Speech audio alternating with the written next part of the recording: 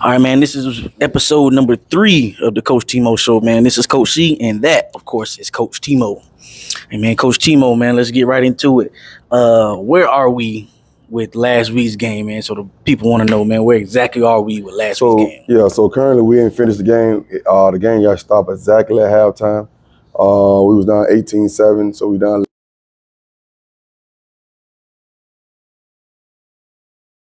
11 points. We will finish that game September 30th. That's a Monday, September 30th. We'll finish that game on that Monday, and then we play Hawaii that Friday. So we'll play that game. We'll finish that half, 6:30 start time over at Forest Hill. All right, so with that being said, we did play the first half, full first and second quarter, second quarter, man. We're down 18-7, correct? Yes. 18-7 right now, technically in that game. What's your overall thoughts with that first half, man? I know we talked a lot about it, but I think the biggest thing is, I always tell the kids, man, you're not gonna be playing your best football in the beginning of the season. You got to go through. Some teams start out hot. Some teams do start out hot like that.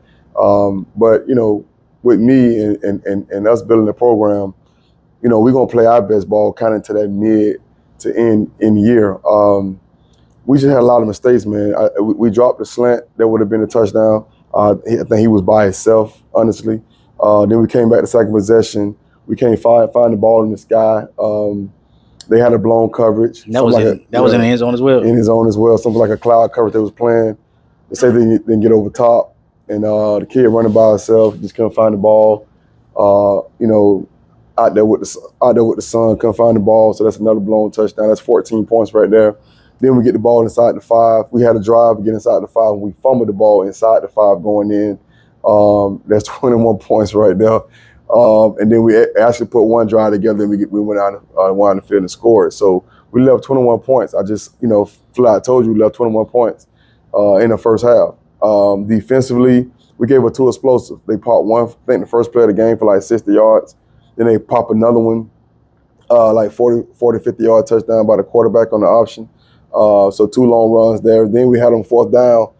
Had them on the stop, 4th and long. They threw an inside seam route, and getting a pass interference on 4th down, and scoring that drive. So that was a 4th down play that they get a touchdown on. So we just had a lot of mistakes, man. A lot of mistakes. We had the game versus Forest here that first half, and we was only down 11 points. I just kind of gave you 3 touchdowns on offense. I gave you a couple of blown assignments, long runs, and then 1 4th down play that they got on the PI. So we had a lot of mistakes that first half. But we get to play that game again. We'll get to play the second half of that game, September 30th, and hopefully it's a different kind of outcome become that second half. With the mindset of the team and the mindset of yourself and the staff, us and the staff, like what would you say to something maybe mentally or emotionally or physically, whatever, psychologically, that would have led up to those so many mistakes? You know what I'm saying? If that you could have seen, if anything. Right. My biggest thing here in our program, and I preach it all the time, the coaches hear me saying, the players hear me say it, and it's just because of the program I'm taking over. Our players know how to lose, right? They bounce back from that very, very quickly. They don't let losing dictate anything the following week. You know what I mean? They know how to bounce back because they have done it so much prior to us being here and stuff like that. But winning, it lingers. You know what I mean? Winning lingers. They win a game, we go out and we put a pretty good game plan together for Coral Springs. Won that game, probably about 30-some points. And I felt like that winning lingered, right? So how we approach Monday, how we approach Tuesday, getting ready for Forest Hill, because that winning lingered. You know what I mean? That's our biggest thing. We're trying to teach our kids how to win. So you win a game, you come right back, and you get ready for the very next game. And for us right now, winning starting to linger, and I'm trying not to make sure that winning lingers in our program. We win, one snap it clear, we get back to the next game. Once we learn that, you'll see this thing start rolling off, and we won't be inconsistent at winning and losing and winning and losing. And I think once we kind of achieve that, you'll see us playing better halves and stuff like that. And I think you kind of seen it in the Forest Hill game. We lost the first, we spotted them 12 points, 12-0. And then we ended up winning the second quarter, 7-6. And then now, hopefully we continue to pick that back up and we don't start slow and we end up winning that game.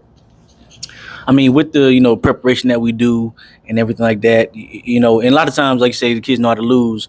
So when they make a mistake, like the mistakes that they made, last week, how do you go about going forward for them to be able to, like, not make as many mistakes, and also to, like, not let those mistakes dictate the next drive? You know what I mean? Like, because a drop pass is like brings the mood of the whole team down. How do you going forward? How do you change that part? The biggest thing that we got going forward with our kids is that we try to, even in practice, it's the same thing. It's body language. So if we going through a period, I'm always preaching body language. So if a situation happened in practice, we have a thing we call a dice period, that we do a dice period. So the loser of dice period has to run.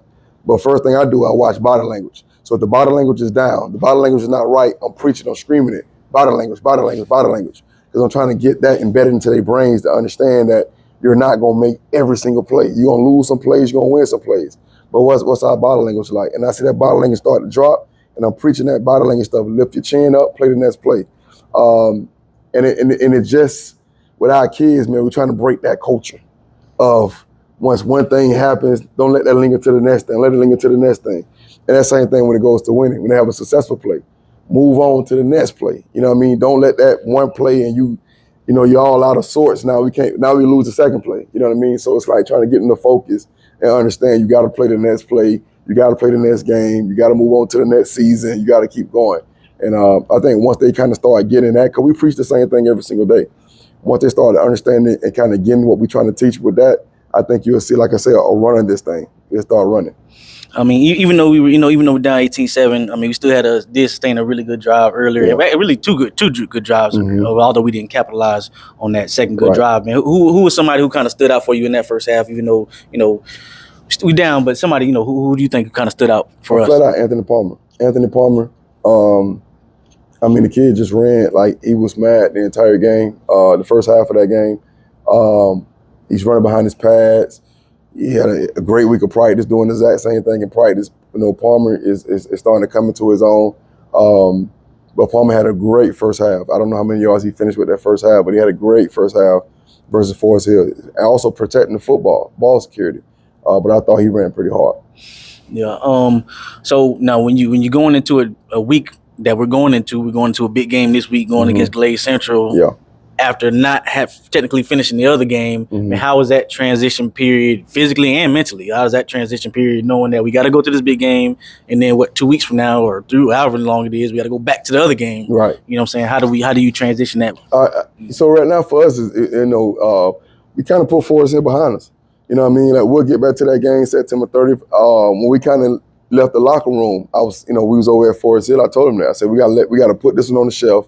We'll go back. We watched film. We went through trying to make some corrections and stuff like that we was doing. But we're going to put that game on the shelf, and then we got to focus on this the task at hand right now is Glade Central. Personally, it's very, very easy to transition when you play a team like Glade Central.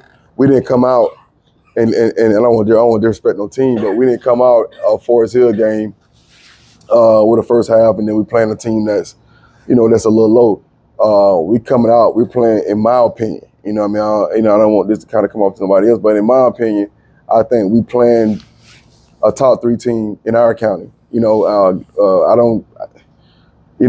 only think on top of my mind probably about 2 or 3 schools that beat Glade Central this year. You know what I mean? Just for us, like what they look like on film. We playing a great opponent. They are fast. They are big. The kids got dog in them. You know what I mean? And so it was easy for our kids to transition out of Forest Hill and look straight into Glade Central, because we started looking straight into Glade Central the minute we got the film. Our kids been locked and focused on Glade Central only, and we got our hands full tomorrow night. I mean, with that, speaking of Glade Central, they just they're 2-0, coming off of a big win, beating the solid Martin County. I don't think they have a loss since he's been there. Has they have a loss since Omar took over? I don't think they lost. Maybe not. Yeah, I don't think they lost in the spring. I don't think they lost. Yeah. So with that, they're 2-0. And even if I follow a few people on Facebook and everything like that who from the Muck. You know what I'm saying? They already talking about the Muck back and everything like that.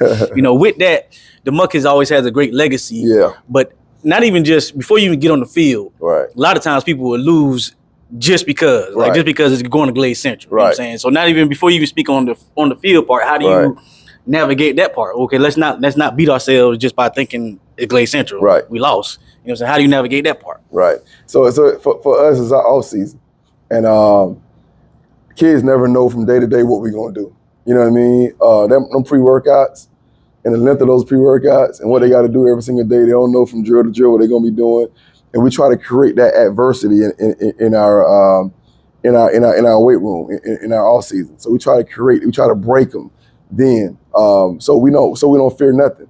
So if you come in here and you can do this workout that we got to get through on a Tuesday, back in February, back in January, back in March, you can get through this on a Tuesday, on a Wednesday, then it's nothing you can face within the season that you're not going to be prepared for, that you're going to fear.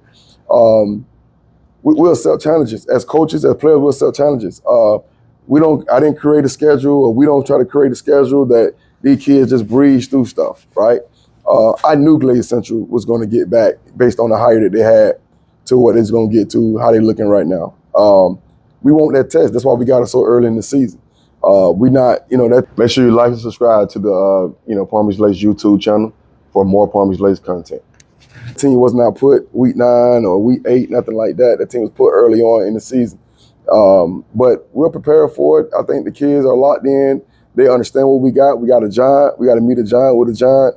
It's going to be a great atmosphere out there. It's a good measuring stick for us to see where we at as a program. We're going to go out and compete. When you're talking, X's and O's football, when you're looking at Glade Central, like, what are some things that you see that they do well that we feel like, okay, hey, we got to, be on the lookout for this, or, whatever they got? Yeah, I think defensively, I like their too high structure and how they spin. I think that I don't. A lot of high schools don't get into a lot of that, showing that too high structure and spinning down like that. The fact that they can master that with the two safeties and understanding how to rock and roll situation instead of trying to travel with the slot or anything like that, can you get caught up in the wash a lot of times. But I like how they spin them down. I like that. I think their front is very standard. But at times when they need to kind of get a big stop, they come into their eagle situation when they go into a 5-2. They got a big kid when they go into the 5-2. They put at the nose. I think the big kid from Clemson that they got, they put him at nose. That kid is a dog. Offensively, I think it's nothing that's going to surprise you. Some of it old school. They get up on the center and run guard trap. You know what I mean? And you really don't see too many schools do that right now. You know what I mean? They do a good job, I think in 11 personnel. How they run their pin and pull scheme to the boundary. You can do that when you have Division I tackles. The pin and pull scheme is very true. It's legit. They do a good job with that. They do a good job with their wide zone. They got a little kid back there, tailback, I think came from Clewiston. Another kid came from Clewiston, the number 6 kid. And he's pretty good on that wide zone. He'll find that thing, put his foot in the ground, and he probably one of the fastest kids in the county. Yeah, I like him and the other running back, Stenford. I think that's 5 or something like that. Stenford, he had a great run for Moreland County as well. So I like a lot of stuff what they're doing. I really do, man. I like a lot of stuff they're doing. I think they got the personnel. They're number 16. And again, I don't want to disrespect nobody in the county, but that kid might be the best defensive end in the county. I don't know the kid name, but number 16 at defensive end, kid is impressive. I don't know if you're a junior or not, but he's impressive. Check that kid out, man. But they got some guys, man, and it's all respect to what them guys doing over there. It's gonna be interesting, man, when I see those guys on the other sideline and pregame and stuff like that. And I like what they're doing. I mean, anytime you have a big game, on the schedule, any team, any coach, they always have a little more sense of urgency sometimes, or sense of intensity in practice. Now, one thing that I say about you is that it's intense. Right. In February, what I'm saying? It's intense, then, what I'm saying? So how do you like, control that, add intensity, take away intensity? Like, how do you go about that when it comes to like game planning for a huge week, even though we already be intense anyway? Right. You know what I'm saying? But how do you control that even more? I think my approach, it has to stay the same, because if I take it up and down, then they're going to play that way. So we could be, again, I hate when I say the teams in my mind, but I don't like saying them out loud because I don't want to disrespect a team. But we could be playing, a down team or whatnot, and I take that same approach. You know what I mean? That we playing a team that I feel like is elite. I take that same type of approach, because if we're playing a team that a little less than us, and I'm more down and even kill in practice, and I feel like they play gonna be that way. But if I approach it like we're gonna play a state championship, even though the team may not be that good, then they'll come out and they'll play at that level. So I always try to keep it up that level like that. Try to keep it very, very high, that the kids don't know the difference between what I view as a good team or what I view as a bad team. Because it really is about us when it get to that point. Whether you're playing good or bad, if we could take care of what we got to take care of, I think a lot of times you'll be successful. But I think if I start focus on the other team and my intensity, because I feel like this team is good, and my intensity down because I feel like the team is bad, then I think the kids play that way. And one thing about us is that as coaches, we gotta always try to rise the program up, because they're where we're coming from. You know what I mean? We're coming from the bottom of this thing at Palm Beach Lakes, and we're trying to get it to the top. That being said, we got to come out there every single practice, every single day, have the same intensity, whether we playing Glade Central or playing somebody else, that we got to always bring our kids up to a high level. You know what I mean? Because we could easily go out there and lose it to a team that we feel like that we better than. Right. You know what I mean? I mean, playing against Glade Central again, a team that is 2-0, just beat a solid, Martin County team. Yeah. They're really good. Beat Ridge too. Beat Ridge. Ridge is always a well-coached team, man. They always tough to beat. I think they took that game overtime, right? Yeah. They took that game overtime. On the road. Hard to play in Los Angeles. It's very hard to play out because there's bugs, mosquitoes. Yeah, it's hard to play out there, man. That horn and the guy ride by in the truck, and I don't know if he drive by in the truck and he blow that horn, like third quarter. Yeah, it's tough. I don't know if they still do that no more. They got the big city out there now. Westlake, I don't know if they got. I remember in third quarter that guy ride by and he hit that horn. Oh man, they stand up. Yeah, so. But as you're trying to build, build this program, week by week, day by day, season by season, what is this? If we can get a win this week, what will a win like this against a team like this do for the program? Huge. Listen, man, and it's on disrespect at all, but I just definitely got to say this. This is the best team on our schedule. This is the best team on our schedule, and we got a few more that's like that, on our schedule, but this is flat out the best team on our schedule. And if we can go out there and get this win here, man, against this program here, man, this would be huge for the program, because this team will be playing, in the playoffs. Like this ain't no under 500 team right here. This team will be playing the playoffs. You know what I'm saying? And I don't know if they quite state right now.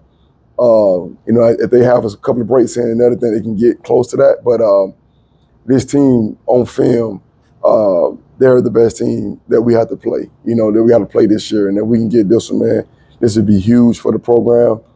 But I don't want them to linger. You know what I mean? Like, I'm really man, they get it.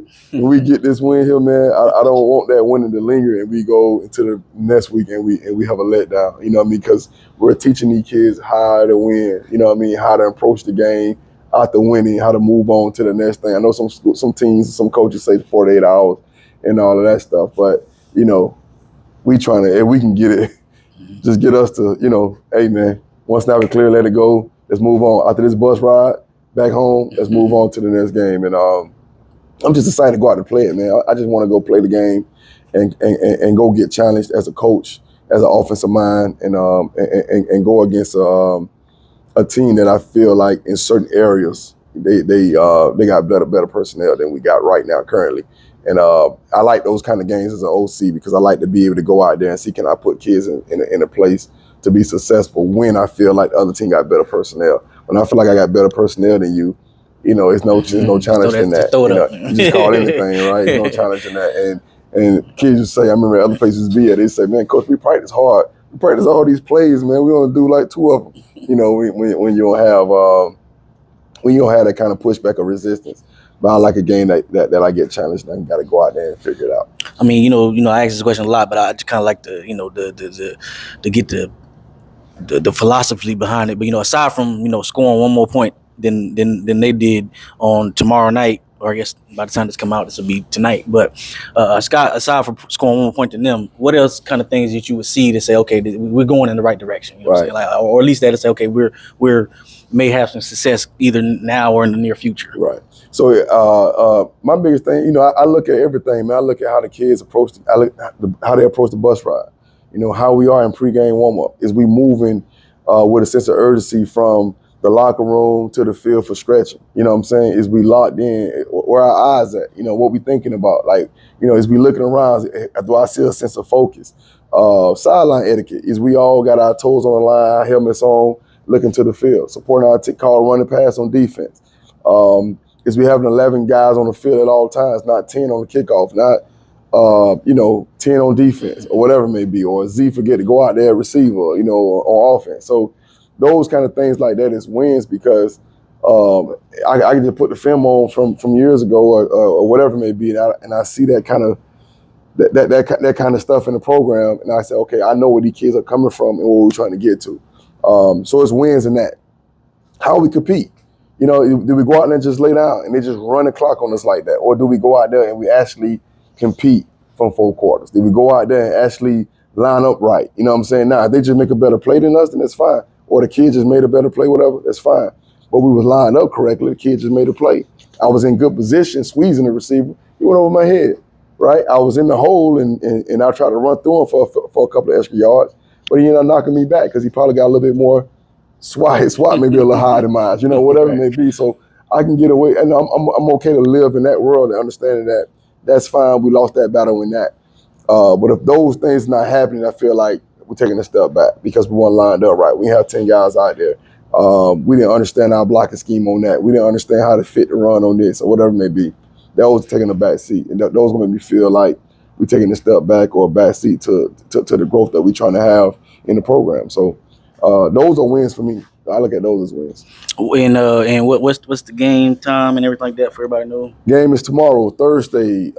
Thursday at 6:30 in Belgrade. Thursday 6:30 in Belgrade. So make sure you guys hit the Go Fan and get out there and support the Rams. It should be a great atmosphere out there. You know, like everybody else know, when Glade Central is rolling, man. You know, it's one of the best places you can go play a Friday night football or Thursday night football. I give all respect to Transpire down in Miami and stuff like that, Dell. But man, Bear Glade, Florida, when Bear Glade is rolling, they got an undefeated team. It could be a great atmosphere to go play a high school football game, and we look forward to going out there and put our best foot forward. I got 2 college football questions for you. One I don't really want to ask because we talked about it, but since I brought it up last week, you know, before I get to that one though, you know what? I tried to tell you, man. Before I even get to that one, before I even get they were loaded. I tried to tell you. Before I even get to that one, a big topic that was going on in you know in the sports world talk was about Travis Hunter and him playing both ways like that. Yeah. I think he played almost all snaps except for like 2 or something like that. You know what I'm saying? What is your thoughts and philosophy of a guy being able to do that on the college level and potentially doing on the NFL level? Yeah. I came up, you know, I come through the time of C. Wood, man. And, you know, C. Wood at Michigan, you know what I mean? That was, for me, like, you know, I love to see it, man. Like, you know, I came through the time when C. Wood did it. I think Dre Bly did it at North Carolina. I think Champ did it at Georgia. So I come through a time that I seen Chris Gamble did it. You know what I mean? So I came through a time when I seen those guys playing 2 ways the whole game like that. Guys that talented.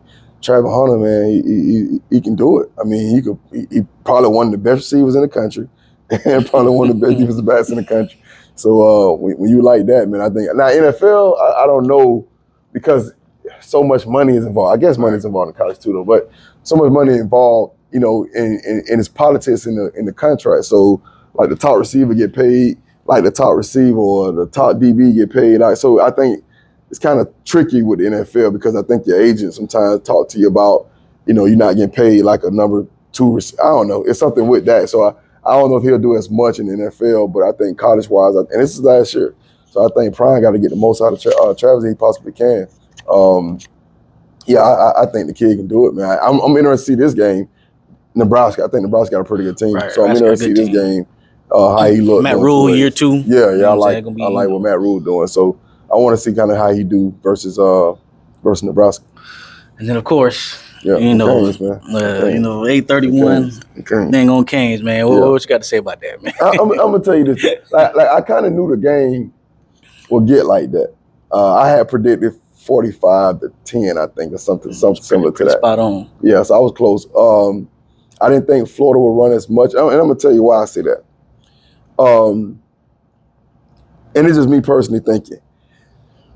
Pistol offense, if you don't have See, when the pistol was, I ain't gonna say when it's created because I don't know who actually created it. But I played at the University of Hawaii, so like I know about that pistol at Nevada when that guy had Kaepernick at Nevada. And Kaepernick was a year after me, but they ran that pistol. He was known for that pistol offense.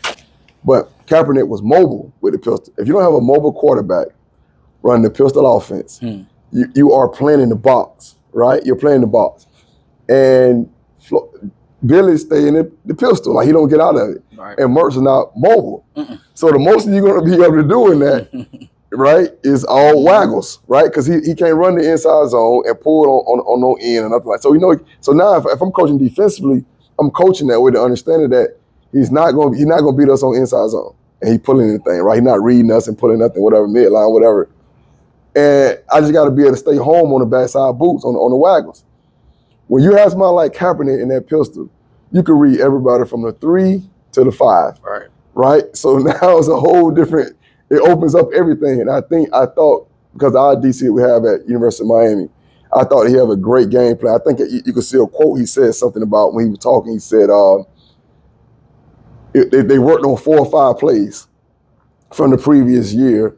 And he said, doggone it, the first 4 or 5 plays we worked on, they ran the first 4 or 5 plays that game. And we was like, man, it was spot on. So I just think like it's so much you can do in that. And I think the other kid gives y'all so much more. So you see he got in there, even though he got in there late, the offense moved way different with him in the game because you can do much more out that pistol offense. And I think with him at quarterback, that offense fits him more than it fits Mertz. And I think Mertz would fit more like what Miami do with the air raid stuff and stuff like that. You see the same thing going on with Florida State with DJ. It's so much he could do when Travis back there, all that running around, and it could bail coaches out. So you could be in a bad call and George Travis make it right. DJ ain't gonna be able to make that right. You know what I'm saying? So you got to make sure you have the perfect call on.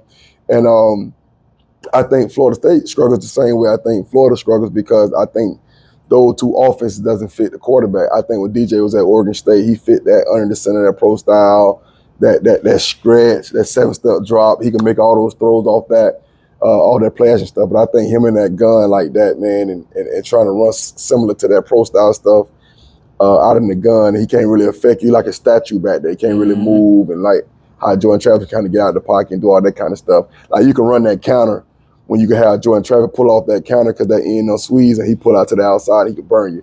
So I think both of those guys kind of struggle a little bit compared to how you see Cam just going crazy, crazy over there. And then the receivers look way back. Like last year. And y'all didn't even have, what buddy went to Georgia? Young? Kobe Young. At least. So imagine if y'all right. So first thing last year, like, Miami got the receivers and this and that. But you see now that Miami does.